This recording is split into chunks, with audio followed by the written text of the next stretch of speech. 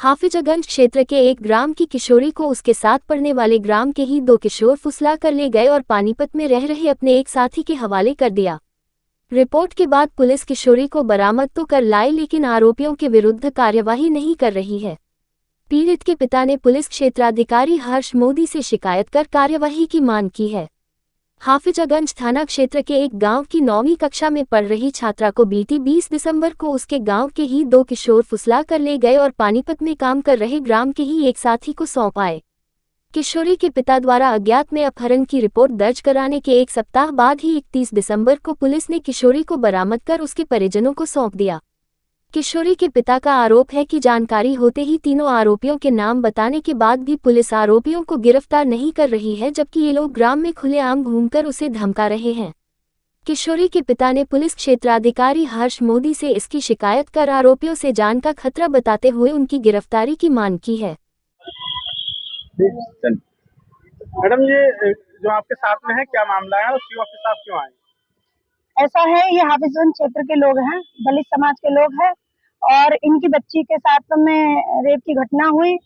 ये लगातार पुलिस अधिकारियों के पास में भागदौड़ कर रहे हैं। इनकी शिकायत, जिसमें एक व्यक्ति को पुलिस ने जेल भी भेजा है, लेकिन इनका कहना ये है कि उसमें दो लोग गांव के ही इन्वॉल्व थे और ग्राम प्रधान का रोल बहुत खराब है। वो पहले भी विवादित रहा है। कई मामलों में ऐसे लोगों के साथ में घटनाएं हो चुकी हैं जिसमें ग्राम प्रधान इन्वॉल्व रहे हैं। और ये लड़की कैसे जानती हो? लड़की, उन लोगों को, वो लड़की के पड़ोस के लोग हैं। गांव में ये पहली घटना नहीं है, गांव में इस तरीके की कई घटनाएं हो चुकी हैं और ग्राम प्रधान का रोल बहुत ही खराब है। ग्राम प्रधान जो कहीं भी अगर गांव में कोई ऐसी कोई घटना होती है तो उसको लोगों की मदद करनी चाहिए, सहयोग करना चाहिए। उसके परिवार के लोग ही इसमें इन्वॉल्व हैं और वो बचाने का प्रयास कर रहा है, पुलिस से दबाव बनवा रहा है। थाना हाफिजगंज से दरोगा का कई बार लड़की के पिता को कॉल आ चुका है, अनावश्यक रूप से दबाव बना रहे हैं। मेरी सीओ साहब से बात हुई थी, सीओ साहब ने दबाव किस तरह का बन रहा है? दबाव इस तरीके का बन रहा है कि आप थाने आइए और आपका मुकदमा है कि ये है कि वो, कि जैसे पढ़ा लिखा व्यक्ति नहीं है जो दबाव में आकर के फैसला वगैरह कर ले या डर जाए।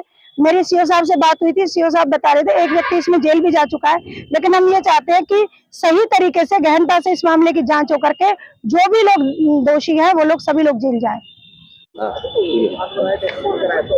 आपके पास में खड़ी है, कौन है, क्या मामला है? ये मेरी बच्ची है, 20 तारीख की घटना है। मैं थाने में एफआईआर हुई है, बंटू सागर ने लिखी। किस मामले की एफआईआर? ये स्कूल से अगवा करी गई है। बंटू सागर का सगा भतीजा है, एक सुमित है और एक रोहित है। ये स्कूल से लेके गए हैं। उसके बाद में तहरीर मेरी अज्ञात में मुकदमा चल रहा है सर। उसके बावजूद भी कोई मेरी कहीं सुनवाई नहीं हो रही। नाम ले रहे सुमित और दूसरा नाम लिया आपने? रोहित। हाँ, ये आपके कोई लगते हैं क्या? ये पड़ोसी हैं हमारे, कोई नहीं है। पूरा मामला बताओ, क्या हुआ? मैं आपको बता रहा हूँ, 20 तारीख की घटना है। अनपढ़ आदमी, मगर ये नहीं पता कौन सा महीना था, ये नहीं पता मुझे। मगर ये मैं आपको बता रहा हूँ, तहरीर मेरी शाम के टाइम प्रधान जी ने लिखी और बगैर पढ़े सुने अंगूठा मुझसे लगवा लिया। ये मेरी आज तक कहीं सुनवाई नहीं हुई है। ये हाथ जोड़ के मेरी निवेदन है, कहीं ना कहीं मेरी सुनवाई। ये सुमित और रोहित। पूरा मामला बताओ, कौन ले गया, कहाँ लेके गए? ये स्टेशन तक लेके गए हैं। रोहित कश्यप के हाथ में हाथ देके बासिंग चले आए हैं और सुमित कश्यप जो इसे पानी पर लेके गया है, वहां से लड़की पुलिस की हिरासत में मिली है। उसके बाद में कोई मेरी कहीं सुनवाई नहीं हो रही सर। उम्र है आपकी लड़की? मेरी लड़की की उम्र है 15 साल। कुछ गलत हुआ है? हाँ, बलात्कार हुआ। हाँ, जबरदस्ती लेके गए? हाँ, जबरदस्ती लेके गए। फिर क्या चाहते हैं आप? न्याय चाहते सर। मेडिकल हुआ? पुलिस सुनवाई क्यों नहीं कर रही? आपने मेडिकल शिकायत की क्यों नहीं सुन रही? मेडिकल हुआ ही नहीं है। मेडिकल क्यों नहीं सुन रही आप? ये सर मुझे क्या पता है इसके बारे में, पुलिस मेरी सुनी नहीं रही। मैं बहुत दूर घूम आया हूँ सर। अभी बेटा, आज आप क्षेत्राधिकारी के पास आए हो, क्या मामला है, जानना चाहेंगे, पूरी बात बताइए खुलकर। मैं स्कूल गई थी। स्कूल के बाद 12 बजे का टाइम था। ये दोनों आए थे, रोहित सुमित आए थे मेरे पास, धमकाए। ये है 20 तारीख की, 20 दिसंबर की है। तो आए थे मेरे, मैं इस टाइम 9th में हूँ।